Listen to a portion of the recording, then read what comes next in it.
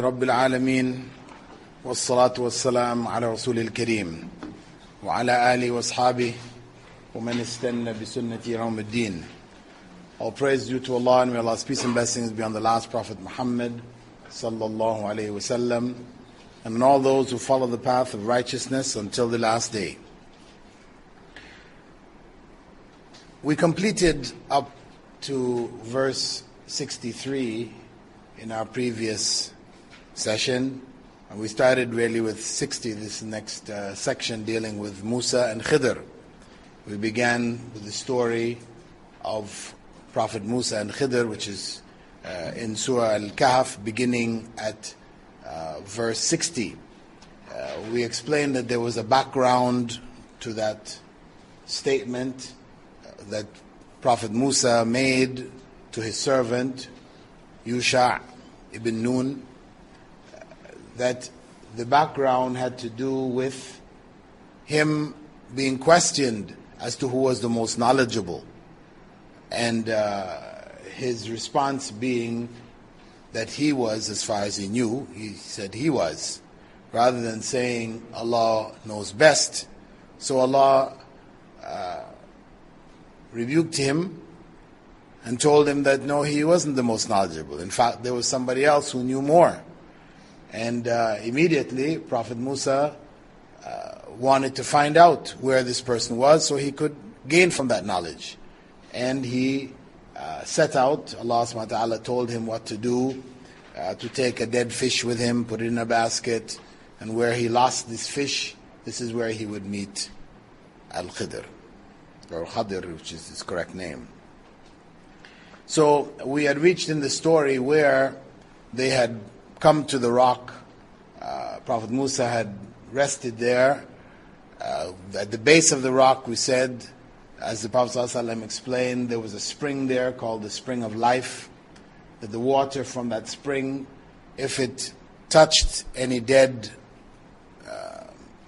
matter, any dead creature, it would bring it back to life.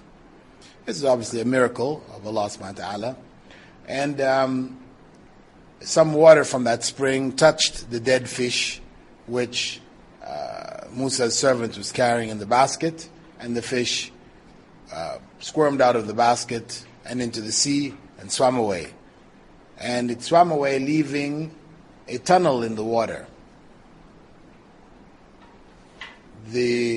When Prophet Musa got up, the servant had forgotten to mention to him, so they set off, journeying further, and then he became tired and asked for some lunch.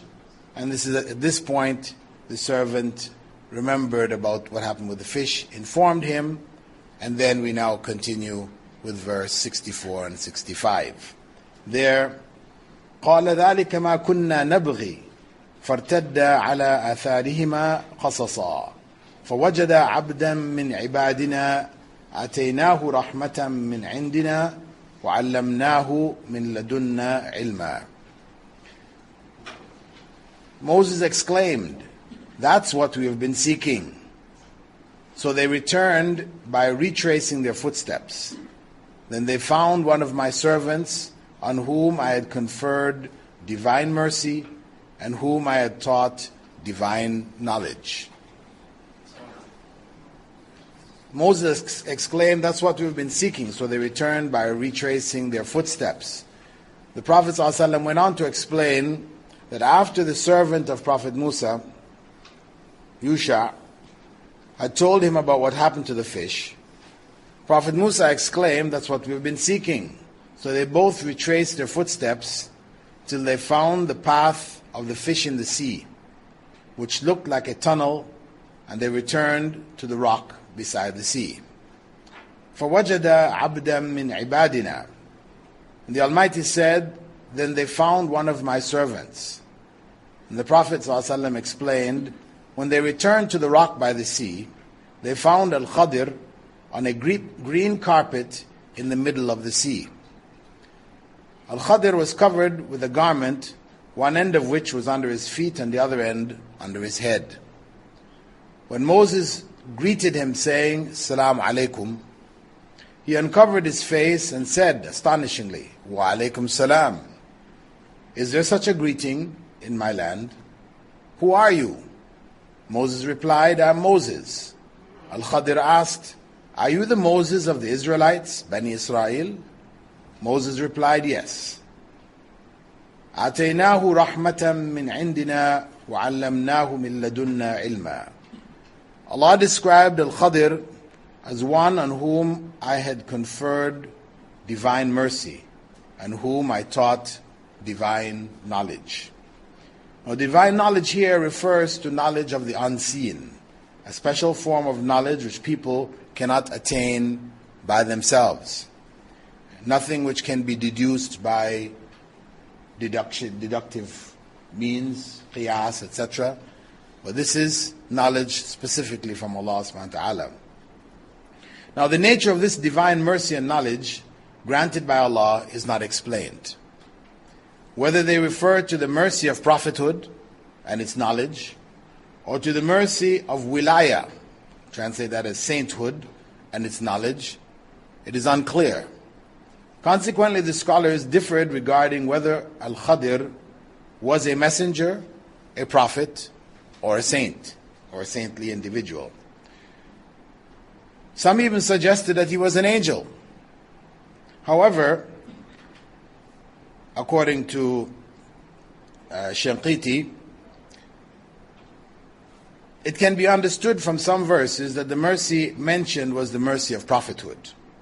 And the divine knowledge was in fact revelation.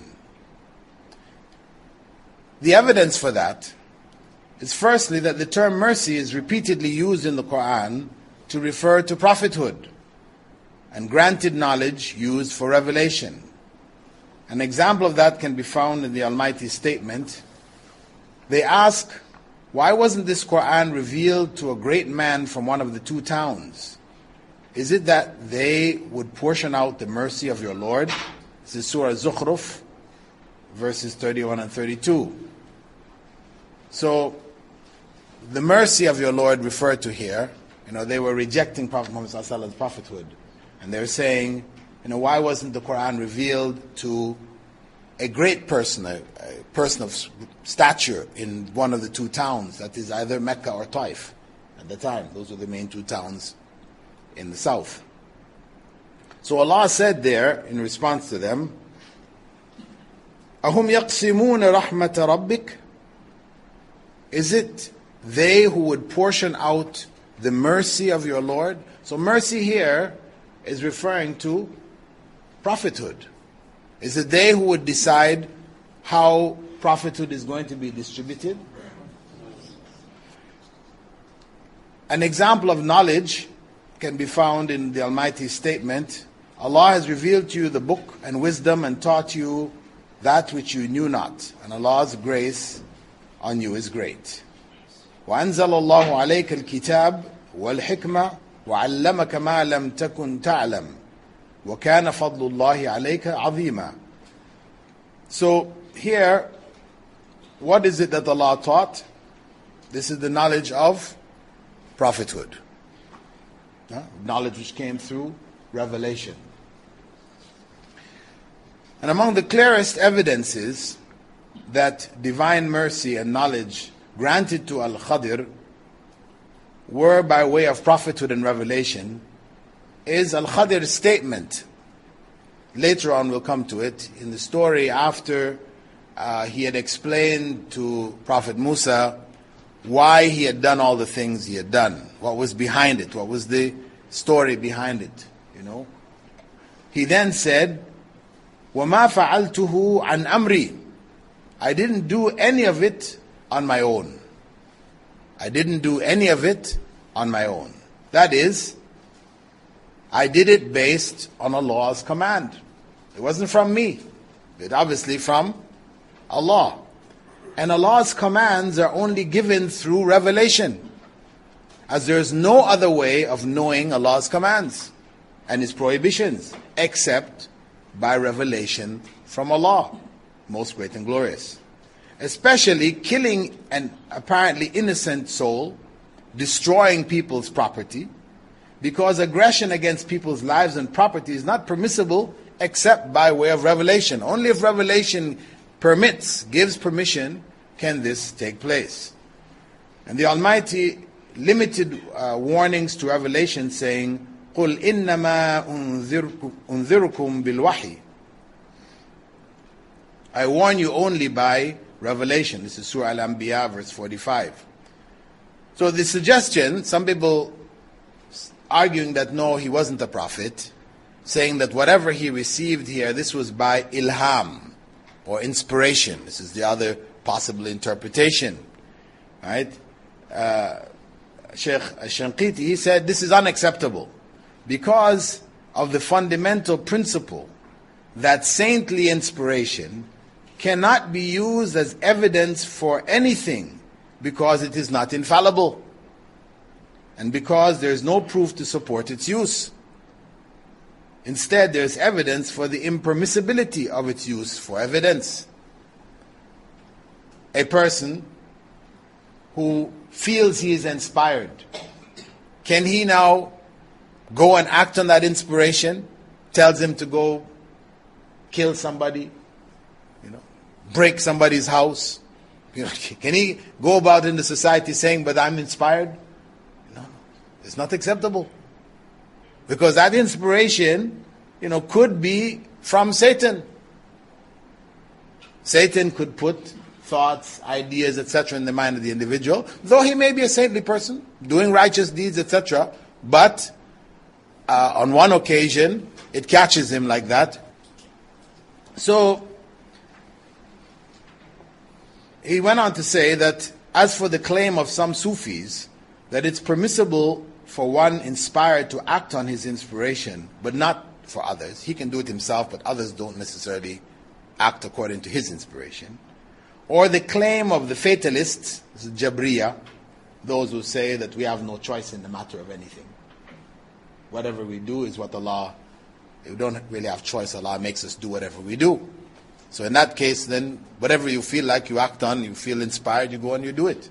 So that's their attitude. So he said, basically, that this understanding elevates inspiration to the level of revelation. Now, those who argue this, they have some support. They find some support from the Quran and the Sunnah to support themselves. They take from Surah Al-An'am, verse 125, فَمَنْ يُرِدِ اللَّهُ أَنْ يَهْدِيَهُ يَشْرَحْ صَدْرَهُ لِلْإِسْلَامِ. Whoever Allah wills to guide, He opens his heart to Islam. Whoever Allah wishes to guide, He opens his heart to Islam. So you feel your heart opened to Islam, you're being guided by Allah. Whatever you feel, this is your inspiration. Also, Abu Sa'id al-Khudri, from the hadith, he quoted Allah's Messenger as saying, beware of the clairvoyance of the believer, for indeed he sees with Allah's light. اتقوا فراسة المؤمن فإنه ينظر بنور الله. These evidences, this is found in Tirmidhi. At Tirmidhi, the hadith is weak. These evidences are false and unsupported by proofs of their interpretation. There cannot be trust in the inspirations or thoughts of someone uninfallible, because they could be the product of satanic sources.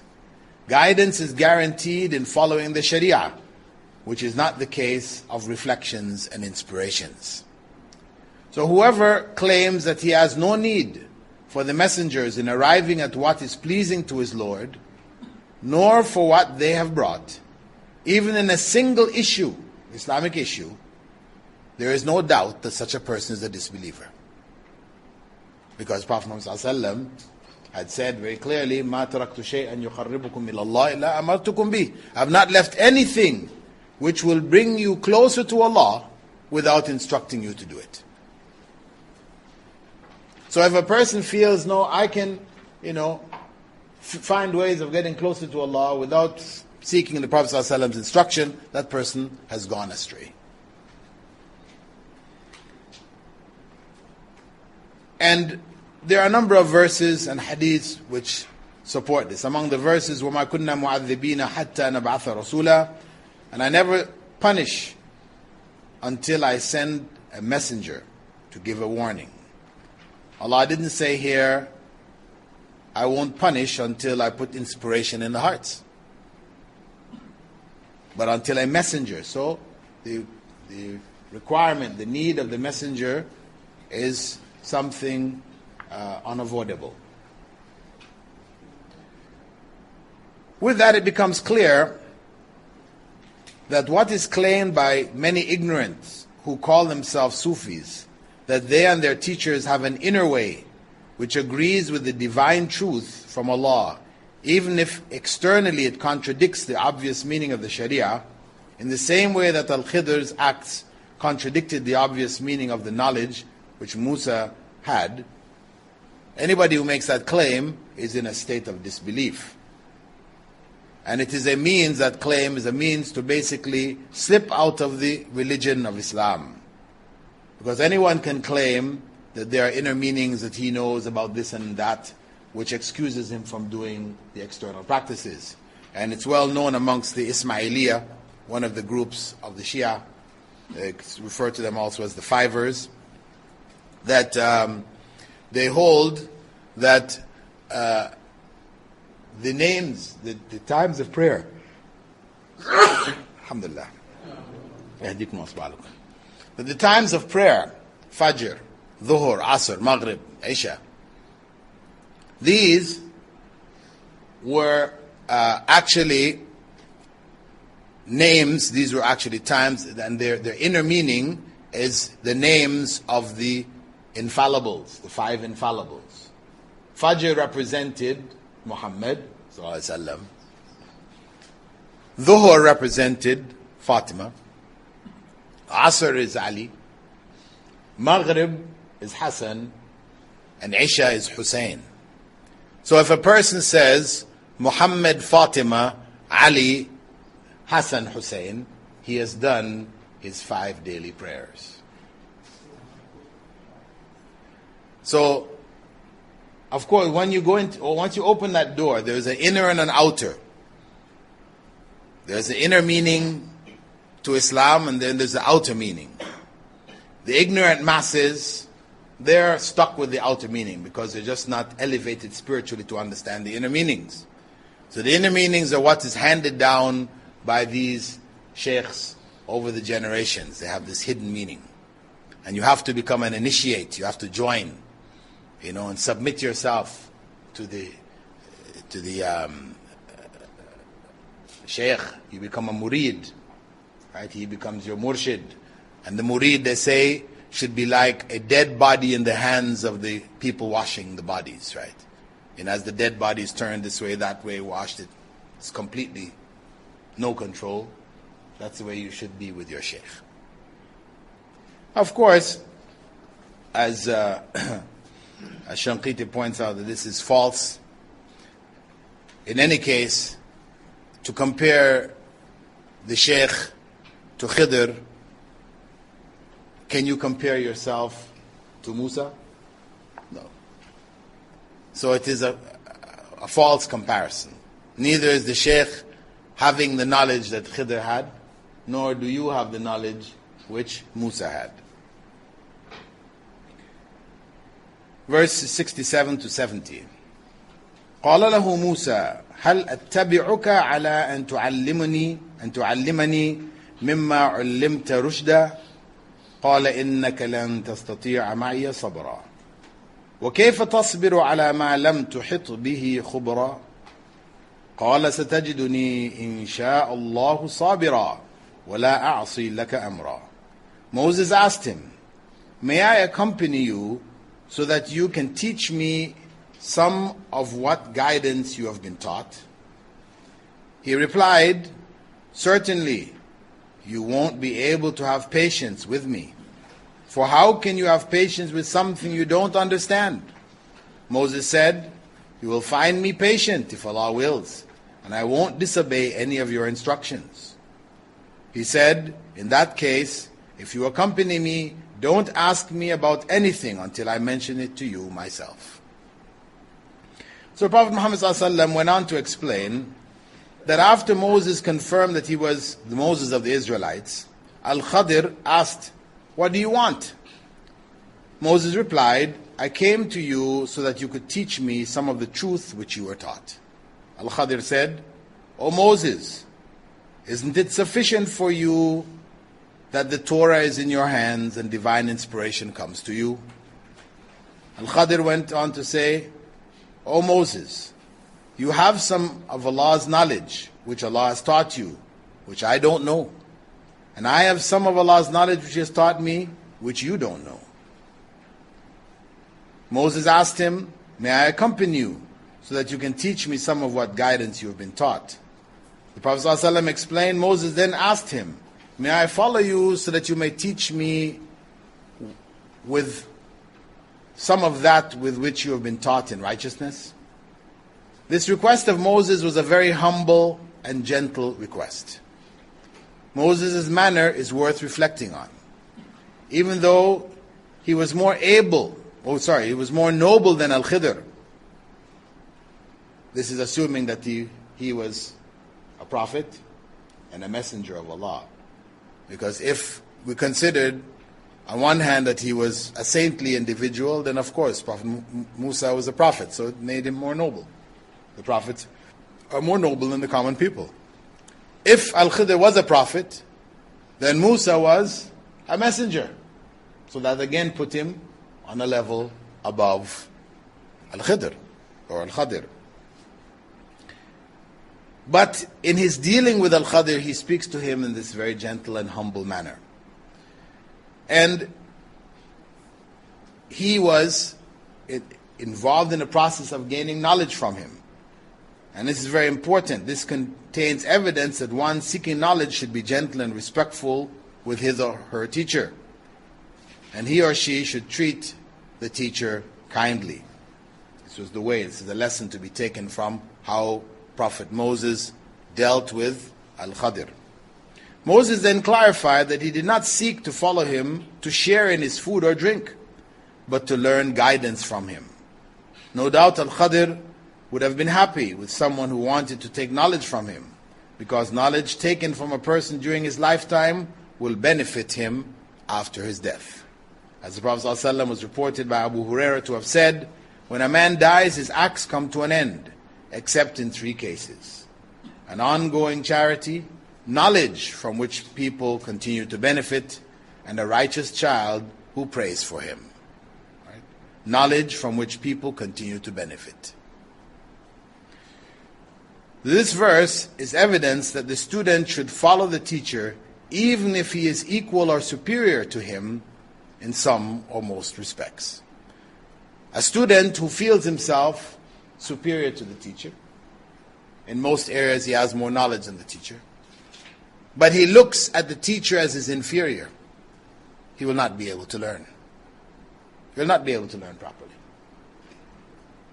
If he cannot humble himself to the teacher regardless, he won't be able to learn properly. He may pick up information, but he will not learn properly from that teacher. The skills and whatever the teacher has will not be properly conveyed. Among the benefits one may gain also from this verse here is that it contains a lesson that beneficial knowledge is knowledge which leads to good. Because this is what Prophet Musa asked him. He didn't ask him, just give me some of your knowledge. He said, the knowledge which is knowledge in righteousness, which leads to righteousness. Guidance, knowledge which contains in it guidance. So, from that, we can conclude that every type of knowledge which contains guidance to righteousness and warnings against the evil path or that which leads to it is beneficial knowledge. All other knowledge besides this is either harmful or useless. Either harmful or useless. Prophet Muhammad ﷺ used to seek refuge from useless knowledge, saying, Allahumma inni a'udhu bika min ilmin la yanfa' wa min qalbin la yakhsha' wa min nafsin la tashba' wa min da'watin la yustajabu laha. O Allah, I seek refuge in you from knowledge of no benefit, from a heart without fear, from an insatiable soul, and from unanswered supplications. قال إنك لن تستطيع معي صبرا وكيف تصبر على ما لم تحط به خبرا. He replied, certainly you won't be able to have patience with me, for how can you have patience with something you don't understand? The Prophet ﷺ went on to explain, Al-Khadir said, you will have to bear with me, but how can you have patience about something of which you have no comprehensive knowledge? You will not have patience when you see me doing things I've been ordered to do. And he's telling him here, these are things I've been ordered to do. So he has foreknowledge that whatever he does are things he's been instructed to do. How could he be patient about what is obviously corrupt without knowing the hidden factors behind it? Prophet Musa is a prophet. If corruption takes place in front of him, he cannot be silent. He must speak out against it. Because if he doesn't speak out against it, his silence is what? Approval. That's the same thing with Prophet Muhammad ﷺ. His sunnah is what he said, what he did, and what he was silent about, which was done in his presence. So Prophet Musa, he's in a position where if Al-Khidr does anything which is against the Sharia, he has to say something. Even though Al-Khidr is warning him, you have to be patient. And he's saying, yes, I'm going to be patient. But he's telling him, really, I know you're not going to be able to be patient. Because you are going to see things which you must respond to. Right? So, although Moses had the Sharia, he could not be silent or express approval in the face of apparent evil. In this narration, Al-Khadir informs Moses ahead of time that there are things he will do which he was ordered to do, but Moses will not be able to handle them. Among the benefits you can take from this particular verse, that the main factor in achieving patience is for a person to have comprehensive knowledge and experience of an issue for which patience is required. If we don't have knowledge about this issue, then it's very difficult to be patient. You have a tragedy, a calamity in your life. If you don't have knowledge of the purpose of tragedy and calamity, then you can't be patient with it.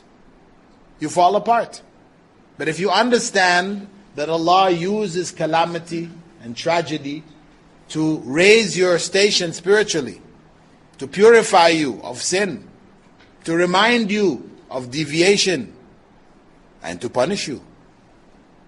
If you are aware of the purpose of calamity, then you are able to be patient with it. But if you don't understand the purpose behind it, then you blame everybody around you. It's their fault. It's not my fault. I'm innocent. Why is this happening to me? And you can't bear it.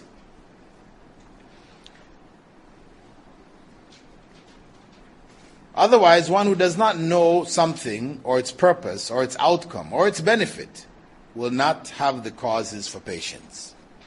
This is a necessary factor for patience. قال ستجدني إن شاء الله صابرا ولا أعصي لك أمرا. Moses said, you will find me patient if Allah wills, and I won't disobey any of your instructions. Promise. But he said, Inshallah. Based on the knowledge that he had about himself, he felt he should be able to be patient. Why not? He has come to learn from this individual who has more knowledge. He has asked him to be patient. He feels he could deal with it. But in case, because he doesn't really know the future, so he adds, Inshallah.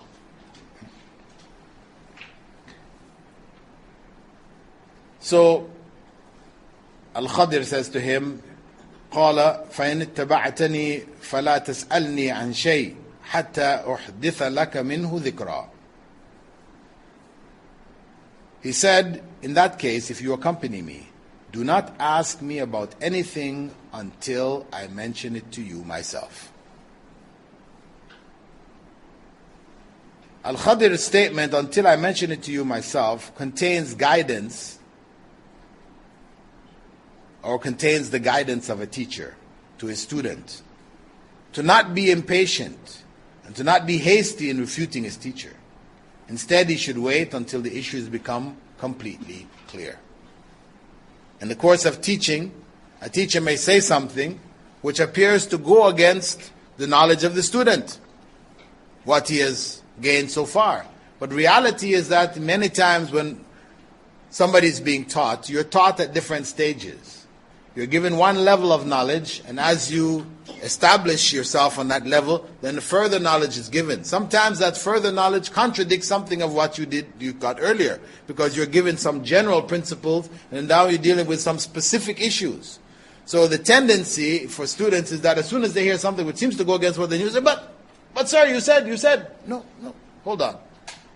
Give the teacher a chance to give the explanation. If at the end of it there remains this doubt, then you get your clarification. But patience is very, very important in learning. So among the benefits of Al-Khadir's instructions is that whoever does not have strong patience and steadfastness to accompany a scholar and to seek knowledge, such a person will lose the opportunity for gaining much knowledge depending on the level of his or her lack of patience. The less patience you have, the less knowledge you will gain. The more you have, the more you gain. Verses 71 to 73.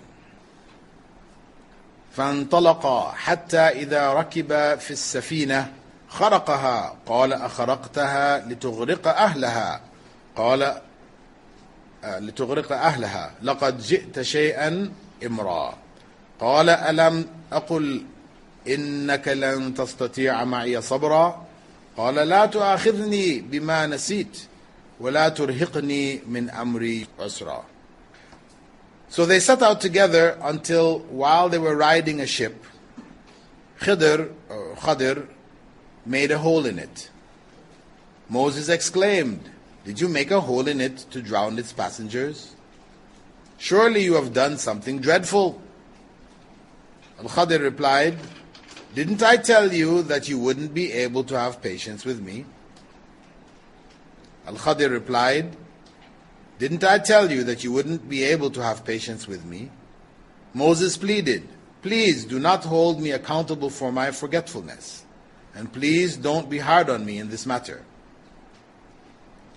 So they set out together until they were riding a ship. The Prophet ﷺ went on to explain, after that, both of them proceeded along the seacoast until they saw a small boat which carried people from one shore to the other. When it passed by, they requested the crew to allow them to go on board. The crew recognized Al-Khadir, and one of them said, "He is a righteous servant of Allah, so let us carry him free of charge." Khadir made a hole in it. Moses exclaimed, "Did you make a hole in it to drown its passengers? Surely you have done something dreadful." The Prophet ﷺ continued to explain, when they got on board, a sparrow came, perched on the edge of the boat, and dipped its beak into the sea once or twice. Al-Khadir then said to Moses, "My knowledge, your knowledge, and the knowledge of all creatures compared to Allah's knowledge is not more than the water taken by this sparrow's beak." Moses then noticed that Al-Khadir had pulled out one of the planks of the boat with an axe. Then he plugged the hole with a piece of wood. So he exclaimed, "These people gave us a free ride, yet you have scuttled their boat in order to drown its owners. Truly you have done a dreadful thing." Although Al-Khadir had warned Moses that he would do certain acts on Allah's command, which Moses would have difficulty accepting, Moses did not expect this obviously treacherous act to be among the things Allah would have commanded Al-Khadir to do. Consequently, he reacted to evil as any righteous servant of Allah should react under normal circumstances. He rebuked Al-Khadir and pointed out the harmful consequences of his act. Khadir replied, "Didn't I tell you wouldn't be able to have patience with me?" Moses pleaded, "Please don't hold me accountable for my forgetfulness, and please don't be hard on me in this matter." The Prophet ﷺ went on to add here, so the first excuse of Moses was that he had forgotten. The second caused him to be bound with a stipulation and the third was done intentionally.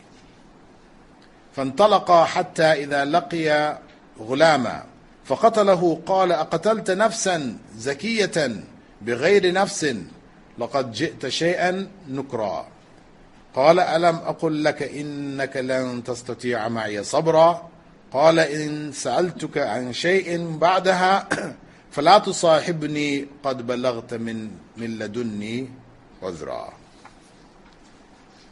So they both proceeded until when they met a boy.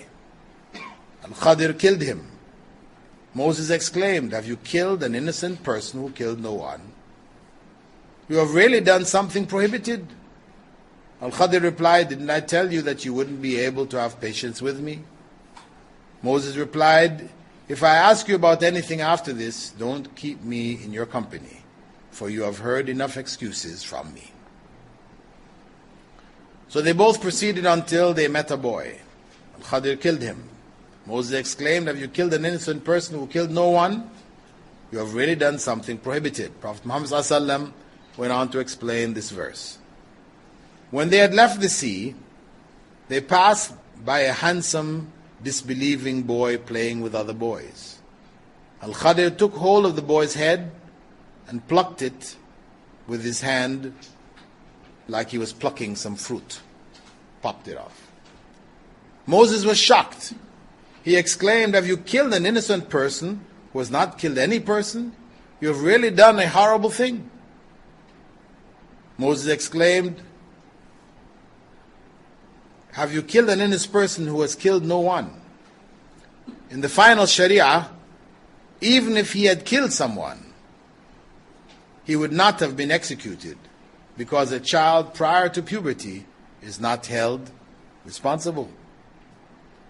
The other possibility is that the consequence for murder was implied because the child was near puberty, as the term ghulam was used in the verse to refer to him, ghulam, which means a young boy around the age of puberty. You have really done something prohibited. This statement, لَقَدْ جِئْتَ شَيْئًا نُكْرًا, this statement contains a stronger rebuke than the earlier statement. The earlier statement of Prophet Musa, when Khidr broke the hole, he said, لَقَدْ جِئْتَ شَيْئًا إِمْرًا. Right, you have done something dreadful. But this one, nukra, is far stronger. Why? Because scuttling the boat, the consequence of scuttling the boat, putting a hole in the boat, is that people might have drowned, but then they might not have. Whereas in the case of the boy, he has killed him. This is outright murder. So his response to it was stronger. And this response was deliberate. In the first case, he caught him off guard. Right? He had forgotten. But in this case, this was a deliberate response because it's a clear act of murder. Al-Khadir said, didn't I tell you wouldn't be able to have patience with me? Al-Khadir said, didn't I tell you that you could not remain patient? Moses said, but this act was more grievous than the first one. You know. The Prophet ﷺ had added here, may Allah have mercy upon us and upon Moses. Had he shown patience, he would have seen wonderful things. But fear of blame and respect to his companion seized him. Allah goes on to say, Moses replied, if I ask you about anything after this, don't keep me in your company, for you have heard enough excuses from me. The Prophet ﷺ quoted Moses' response as mentioned in the Quran. If I ask you about anything after this, don't accompany me. I've given you sufficient excuse. But in Musa's statement, don't keep me in your company, it indicates that he considered Al-Khadir to be on a higher level than himself. At least with regard to knowledge of the unseen, he was on a higher level. Because he didn't say to him, if I ask you about anything after this, I won't accompany you any further. He said, you don't accompany me any further. Right? So he put him on a higher level. فانطلقا حتى إذا أتيا أهل قرية استطعما أهلها فأبوا أن يضيفوهما فوجدا فيها جدارا يريد أن ينقض فأقامه قال لو شئت لاتخذت عليه أجرا قال هذا فراق بيني وبينك سأنبئك بتأويل ما لم تستطيع عليه صبرا. So the two went on until they came across some inhabitants of a town. When they asked them for food, they refused to offer them any hospitality. Then they found a wall in the town that was about to collapse, and Khadir rebuilt it. Moses suggested, if you wished, you could surely have taken some payment for it. Khadir replied, this is where our ways must part. Now I will let you know the meaning of those things that you are unable to patiently bear. So the Prophet ﷺ went on to explain that both of them went on until they came to some people of a village. And they went to their places of gathering and asked its inhabitants for food. But they refused to entertain them as guests. Of course, this is something, we could say, bad behavior with regards from the Islamic perspective. Because the Prophet ﷺ had said, whoever believes in Allah on the last day should be kind to his guest. Man kana yu'minu billahi wal yawmil akhir falyukrim ضيفه. Right? So this kind of behavior was really unacceptable behavior. And this is why Prophet Musa said, why do anything for them? You fix the wall, let's get some money and let's get us some food. Right? Why do it for free? But that was the last straw. Now some people use this part of the verse to justify begging. Right? Because Prophet Musa and Khidr came into town and was asking for some food. So they said, if Musa and Khidr can go and beg, then this obviously is an acceptable way. However, there are plenty of hadiths from the Prophet ﷺ, concerning beggars. Among them he said, one who begs without need will come before Allah without any skin on his face on the Day of Judgment. When a young man came to him and wanted to get permission to go and beg, he gave him an axe and told him, go chop wood and sell it. So begging is not acceptable Islamically unless a person is in dire need. You have no other way out, that's your last resort. Then they found a wall in the town that was about to collapse, and Khadir rebuilt it. Moses suggested, if you wished, you could surely have taken some payment for it. The Prophet went on to say, then they saw in the town a wall which was going to collapse, and Al-Khadir repaired it by wiping his hands on it. He just wiped his hands on it from the bottom up, and it straightened up. Moses said, these are people whom we have called on, but they neither gave us food nor drink, nor entertained us as guests. Yet you have repaired their wall. If you wished, you could have taken some wages for it. Wages that we might have eaten with. Moses did not rebuke Al-Khadir for repairing the wall, nor did he question why he did it, in spite of their lack of hospitality. He merely gently suggested that they take some compensation for repairing the wall. But that was the straw which broke the camel's back. So, Khadir replied, this is where our ways must part. Now I will tell you the meaning of those things you are unable to patiently bear. So the Prophet ﷺ, in his explanation of the story, he quotes this verse, and he added at the end, I wish that Moses could have remained patient so that Allah could have told us more about their story. That is as far as we'll cover today. The explanation we'll do in our next session, which will be in July. We'll take a break for the next couple of weeks, and then we'll come back. Anyway, As-Sa'di, one of the commentators on the Quran from Saudi Arabia, he had listed a big list. He had made a big list of benefits that could be taken from this story. I'll just mention some of them now, and then give you a chance to ask some questions before we break. He mentioned that among the benefits, or the fawaid, taken from the story of Musa and Khidr, is the merit of knowledge and seeking it, and that it is a very important matter. That knowledge needs to be sought. And of course, Prophet Muhammad stressed that, saying, Talabul ilmi farida ala kulli Muslim. Seeking knowledge is compulsory for every Muslim. For Moses traveled a long distance and faced exhaustion. He left the Israelites in order that he could increase his knowledge. And this, of course, became a tradition in the early generations of scholars. Until today, people do leave their countries in search of knowledge. And it is something which Islam prides itself in, that knowledge is emphasized, not ignorance. Ignorance is looked down upon. إِنَّمَا يَخْشَى اللَّهَ مِنْ عِبَادِهِ الْعُلَمَاءِ. Those who truly fear Allah from among His servants are the knowledgeable.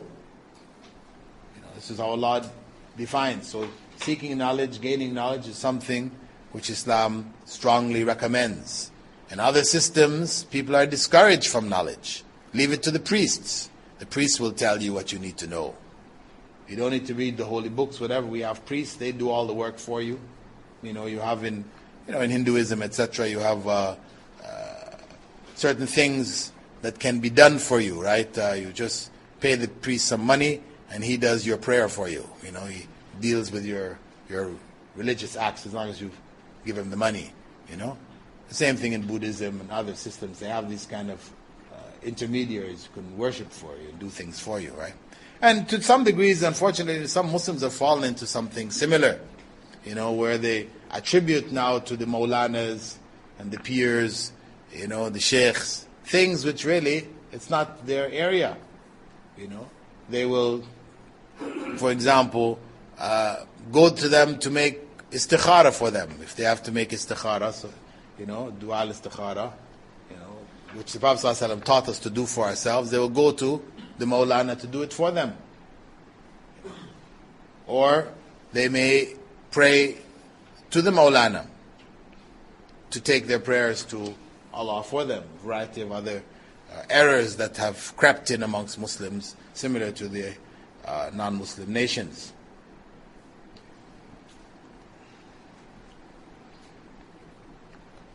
Among the benefits is that, taken from it, is in the statement where the servant of Prophet Musa, when he had forgotten, he attributed that to Satan. This is among the benefits here, is to know that such forgetfulness, when one forgets Allah, forgets the commandments of Allah, etc., that this is a product of the tricks of Satan. Satan has distracted us, caused us to forget Allah, and in that way we fall into sin. Because this is one of the main tools which is used by Satan to misguide people. Among the benefits also taken from it is that it is recommended that one feed one's servant from one's own food. Because Musa said, we're tired, bring the food, let's eat.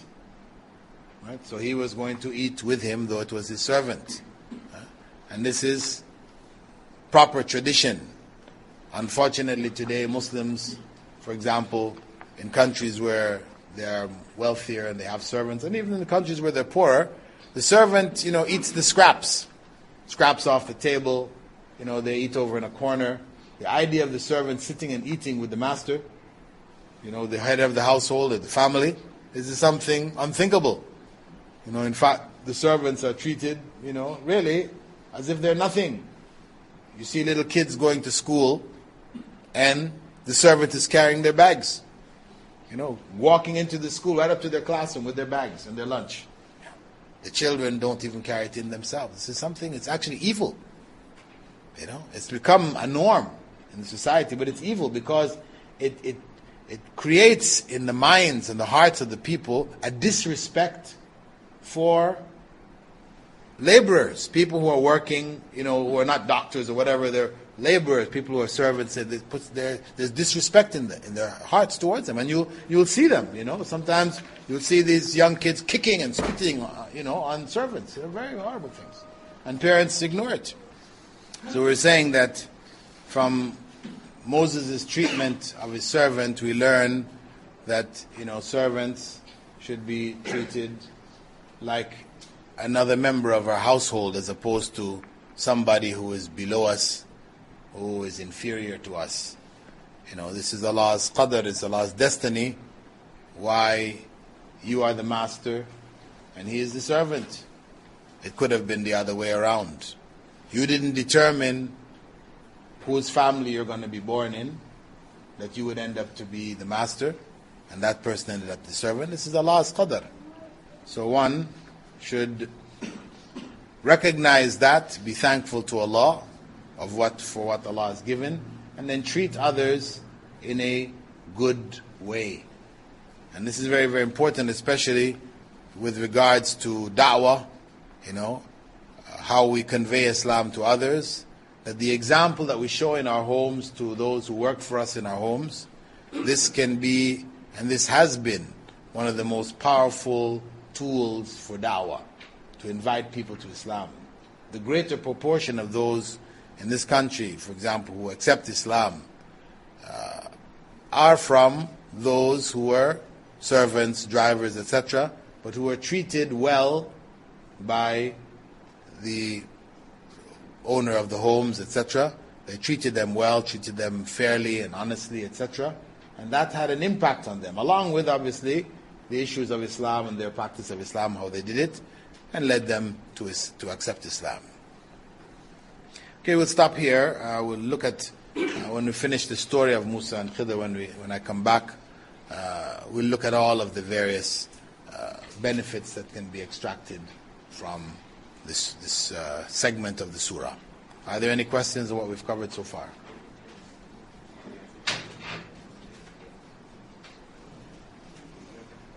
Can you comment for us on how the Sufis cannot justify what their sheikhs are doing in terms of Khidr? And also a few words on that.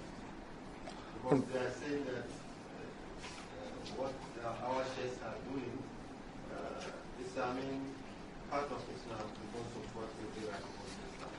Well, okay, brother is just asking for a recap. I don't know whether he was maybe absent when we talked about it earlier. On the issue of using Al-Khadr and Musa as an example of the sheikh who is a murshid and the murid who follows him blindly. One, we said that Al-Khadr was receiving revelation from Allah. He was guided by revelation. He didn't do what he did from himself. So, that is a claim which no sheikh can make. If he makes that claim, he has gone outside of Islam.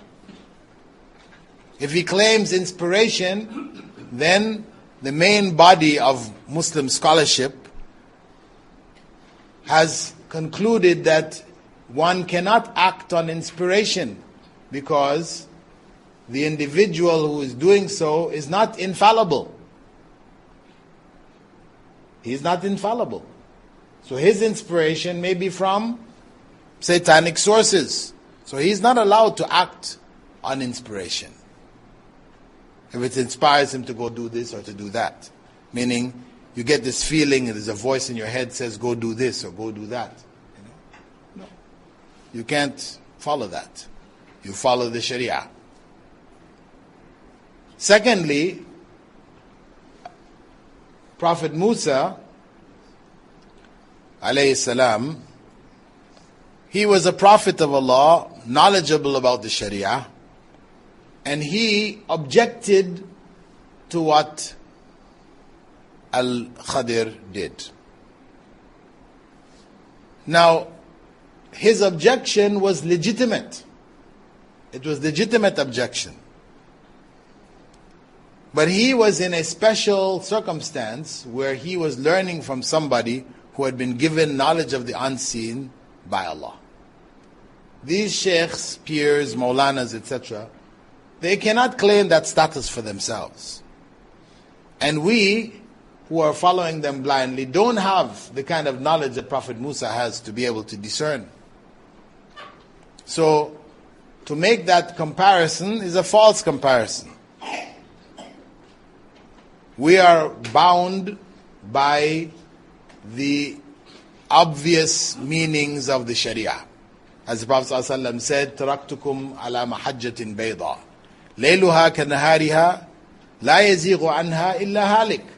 I've left you on a clear white plain, whose day is like its night. Its night is like its day. Everything is clear. Normally night and day you have dark and light, but this is all light. It's night. The night of Islam is like the day of Islam. It's all clear. And whoever deviates from that, going into the inner meanings, is destroyed. That's destruction. Further comments or questions? Sound.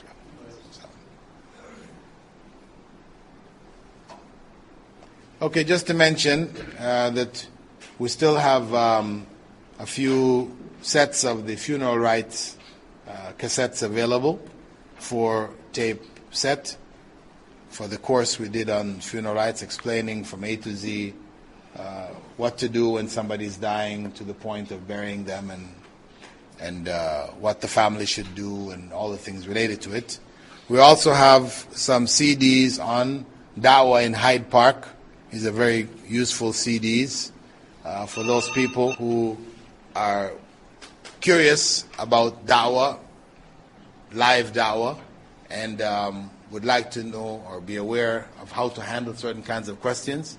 You have many, many questions on this series of CDs. And we have also the CD Choosing Islam, which is a compilation of stories. It's a VCD of stories of different people in America who accepted Islam, as well as in the UK. It includes Yusuf Islam and others. A good gift, a nice gift. It's nicely done, nicely printed and produced. A good gift for non-Muslims. You can do some silent dawah. You don't have to be there trying to tell them anything. Let them have a look at this. Inshallah.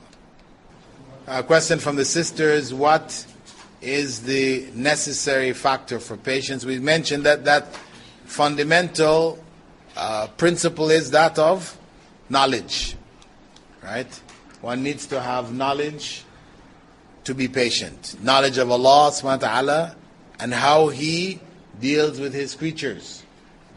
If one has that knowledge, one has understood it, then one can be patient. If one doesn't have proper knowledge of Allah, doesn't have proper knowledge of how He deals with His creatures, then patience becomes impossible. Okay, so we'll stop here. سبحانك اللهم وبحمدك نشهد أن لا إله إلا أنت نستغفرك ونتوب إليك.